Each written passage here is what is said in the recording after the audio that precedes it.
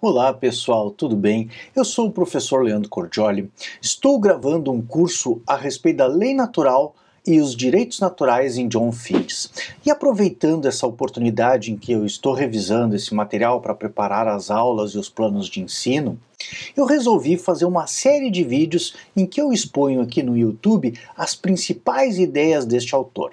Já fiz um vídeo a respeito do conceito de justiça em John Finnes, já coloquei outro vídeo também a respeito do conceito de bens humanos básicos e já subi um terceiro vídeo a respeito das exigências da razoabilidade prática. Este aqui é o quarto vídeo em que eu vou associar os bens humanos básicos e as exigências da razoabilidade prática para, a partir delas, constituir a lei natural e extrair da lei natural o direito positivo. Ou seja, a ideia deste vídeo é mostrar como, a partir de uma teoria justnaturalista, a gente efetivamente pode extrair a lei positiva a partir da lei natural. Então é uma ideia de aplicação da teoria da lei natural e eu vou dar exemplos no direito brasileiro. Adianto que eu não vou me aprofundar neste vídeo na questão dos bens humanos básicos, até mesmo que eu já fiz um vídeo a respeito. Também não vou me aprofundar na questão das exigências da razoabilidade prática pelos mesmos motivos. Mas se você quiser acessar esses vídeos, é só acessar aqui a playlist que eu vou deixar linkada num card aqui em cima, que você pode ver esses vídeos. Bom, e como é que eu vou desenvolver esse vídeo específico? Eu vou escolher um bem humano básico, dar exemplos a partir dele, vou escolher algumas exigências da razoabilidade prática, vou mostrar para vocês depois como extrair a lei humana a partir da lei natural, a partir dos raciocínios morais e práticos que extraem a lei humana da lei natural, e depois eu vou aplicar esses raciocínios no direito brasileiro e mostrar dois exemplos simples para que torne isso compreensível e esse vídeo seja um vídeo prático de justnaturalismo. Então, primeiramente, quanto aos bens humanos básicos, eu não vou listar todos aqui, né? Como eu falei, já tem um vídeo a respeito. Vou trabalhar nesse vídeo especificamente com o bem humano vida. O bem humano vida, ele envolve tanto a integridade física e corporal, a saúde das pessoas, como também a saúde mental e até mesmo, se a gente fosse estender um pouco esse bem humano básico vida, a transmissão da vida através da procriação humana. Sempre que nós agimos em função da nossa vida, seja para preservá-la, para preservar a nossa saúde, ou mesmo evitar que a gente tenha alguma doença, como no caso agora da pandemia, do coronavírus, em que nós devemos ficar reclusos e devemos usar máscara, são ações razoáveis, são fins que, como seres humanos, compreendemos são bens para nós mesmos e para qualquer outro ser humano. Então, perseguir essa finalidade, esse primeiro princípio da lei natural, que é a vida, é algo que justifica as nossas ações de modo razoável. Porém, como a gente viu nos outros vídeos, isso trata-se apenas de pré-moralidade. Por quê? Para que a gente haja dentro da lei natural ou dentro da moralidade, é necessário que os fins sejam razoáveis e os meios também sejam razoáveis. Quem dita os fins são os bens humanos básicos, os primeiros princípios da lei natural.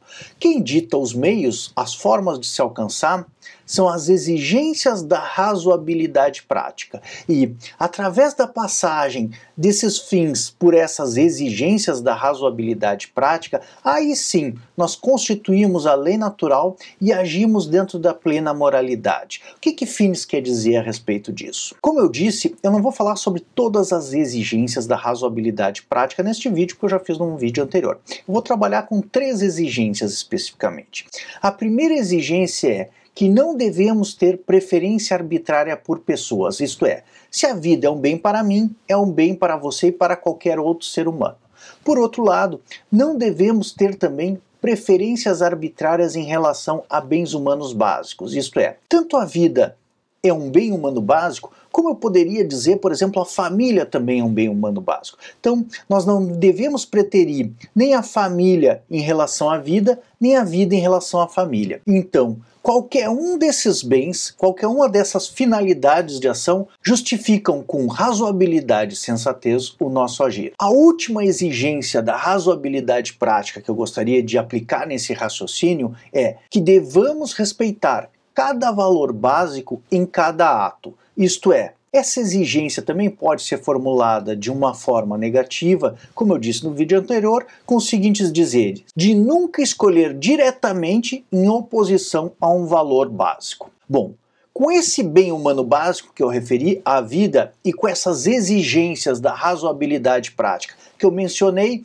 estamos aptos a constituir a lei natural e extrair, diante das circunstâncias, o direito humano, a lei positiva. Então, John Finnis mostra que se extrai a lei humana da lei natural de duas formas. Primeiro, por conclusão e por determinação. O processo de derivar a lei humana da lei natural por conclusão é como se a gente tivesse princípios mais gerais e a partir deles encontrasse os princípios mais concretos. Por exemplo, se a vida é um bem humano básico, se nós devemos respeitar a vida tanto em nós mesmos quanto nos outros, e não devemos nunca agir contrariamente à vida, em uma determinada circunstância, se você atacar a vida de alguém, se você atentar contra a vida de alguém ou cometer um homicídio, você estaria agindo contrariamente à lei natural, de uma maneira mais direta, na medida em que, tendo a vida como bem e você não podendo nunca agredi-la,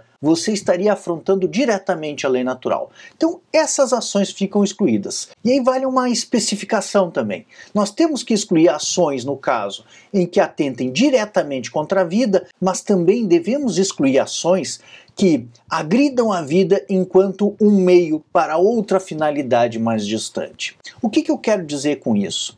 O fim da pessoa pode ser tirar a vida de alguém. E as pessoas, mesmo assim, podem escolher agredir um bem humano básico como um modo de alcançar aquela finalidade razoável. E isso deveria ser excluído mediante as exigências da razoabilidade prática que eu acabei de enunciar.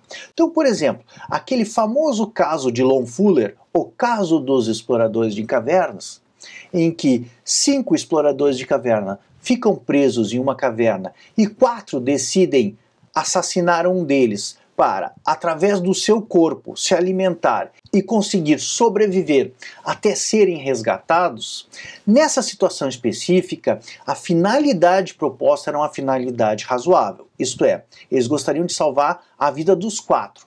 Contudo, o modo que eles escolheram para salvar a vida dos 4 foi assassinar uma pessoa inocente. E neste caso, como eu disse, você deveria excluir do seu agir ou da legislação, se você fosse legislador, tanto as ações que agridem diretamente a vida enquanto finalidade, mas também aquelas ações que usam a vida como um modo instrumental para alcançar outro bem, ainda que seja razoável. Como eu disse no começo do vídeo e nos vídeos anteriores, a lei natural proposta por John Finnis exige fins razoáveis e meios ou modos de alcançar esses fins que também sejam razoáveis. Então você vai estar caminhando na lei natural e na moralidade. Se os fins não forem razoáveis, ou se os modos de alcançar esses fins não forem razoáveis, você estará agindo contrariamente à lei natural. E essas duas modalidades de derivar a lei humana da lei natural são a conclusão e a determinação.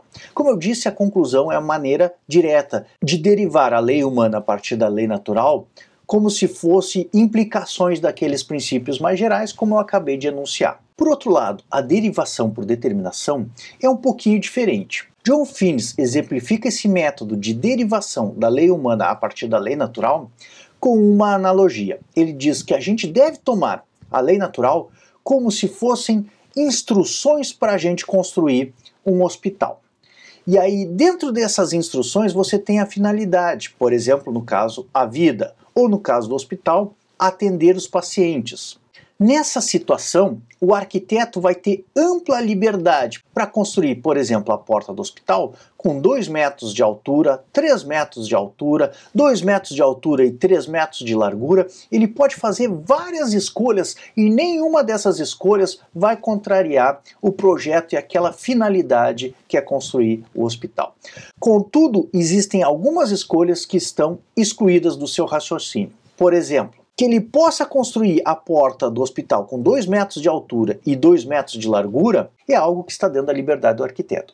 Agora, se ele resolver construir essa porta desse hospital com apenas 30 centímetros de altura, isso vai impedir tanto que os médicos quanto que os pacientes acessem o interior do hospital. Logo, vai contrariar aquelas instruções que haviam sido dadas de construir um hospital. E como é que isso funciona em termos de lei natural e direito brasileiro? Eu propus para vocês dar 2 exemplos no direito brasileiro, a partir desses casos que eu anunciei.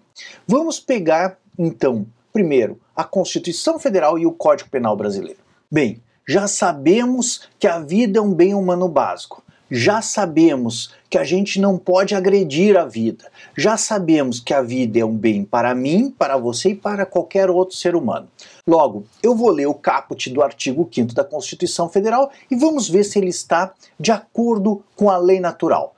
Diz o artigo 5º da Constituição Federal Brasileira: todos são iguais perante a lei, sem distinção de qualquer natureza, garantindo-se aos brasileiros e aos estrangeiros residentes no país a inviolabilidade do direito à vida, à liberdade, à igualdade, à segurança e à propriedade, nos seguintes termos. Se a vida é um bem humano básico, é uma finalidade razoável, se nós nunca podemos agredir a vida, se nós devemos respeitar a vida tanto em nós mesmos quanto nos demais seres humanos, um dispositivo constitucional que garanta o direito à vida, ou seja, que garanta a proteção da vida em todos os seres humanos, é um dispositivo que é derivado da lei natural a partir da conclusão. Mas a gente pode derivar da lei natural não apenas direitos. Vamos ver o exemplo do Código Penal, artigo 121, que tipifica o crime de homicídio. Diz o artigo 121, matar alguém, pena, reclusão de 6 a 20 anos. Então, se a vida é um bem humano básico, se nós devemos respeitar a vida em nós mesmos e nos outros, um dispositivo da legislação penal brasileira que proíbe o crime de homicídio, que proíbe que você tire a vida de outro, é ao mesmo tempo um artigo que deriva da própria Constituição, porque a finalidade desse artigo é a proteção do direito à vida, e também é ao mesmo tempo um artigo que deriva por conclusão da lei natural, isto é, ele deriva diretamente da lei natural, sem a necessidade do legislador fazer escolhas por autoridade própria, assim como aquele arquiteto que teria que escolher entre uma porta ou outra porta. Aqui, a proibição do crime de homicídio é derivada diretamente da lei natural. Caso contrário, se a legislação brasileira permitisse o homicídio, tanto estaria contrariando o artigo 5º da Constituição Federal, que diz que todos têm direito à vida, mas também nessa hipótese estaria contrariando a lei natural. Assim como aqueles exploradores de caverna que mataram uma pessoa inocente para poder se alimentar do seu corpo, também agiram imoralmente. Neste caso, a legislação seria injusta, imoral e contrariaria a lei natural, negando às pessoas humanas os seus direitos naturais. No caso, o direito natural à vida, ou, mais especificamente, a não ser assassinado intencionalmente por outro ser humano. Por outro lado, esse artigo 121 do Código Penal diz que matar alguém, essa parte eu disse, ela já é derivada diretamente da lei natural. Contudo, ele tipifica e propõe uma pena para essa conduta tipificada, que é pena, reclusão de 6 a 20 anos. E aqui entra exatamente aquela escolha como a do arquiteto que eu havia referido recentemente, ou seja, derivar a lei humana a partir da lei natural mediante a determinação. Por quê? Porque aqui o legislador vai ter escolhas. Não importa se o legislador vai fazer uma escolha entre 6 a 20 anos, 10 a 20 anos, 10 a 30 anos, 10 a 40 anos. Todas essas escolhas são razoáveis, sensatas e são derivadas da lei natural por determinação, isto é, ainda atingem aquela finalidade de proteger o direito natural à vida ou o bem humano básico vida. Contudo, o que o legislador não poderia fazer, assim como o arquiteto não poderia construir uma porta com 30 centímetros de altura, seria, por exemplo, artigo 121 do Código Penal, matar alguém, pena, um prêmio de R$500, ou um prêmio de R$10.000, ou até mesmo um dia de cadeia. As duas primeiras hipóteses ferem gravemente a razão da proibição do crime de homicídio, ou seja, ferem aquilo que foi derivado diretamente da lei natural, porque se algo está sendo proibido, se o crime de homicídio que atenta contra a vida de um ser humano está sendo proibido, deve ser combinado uma pena, não um prêmio.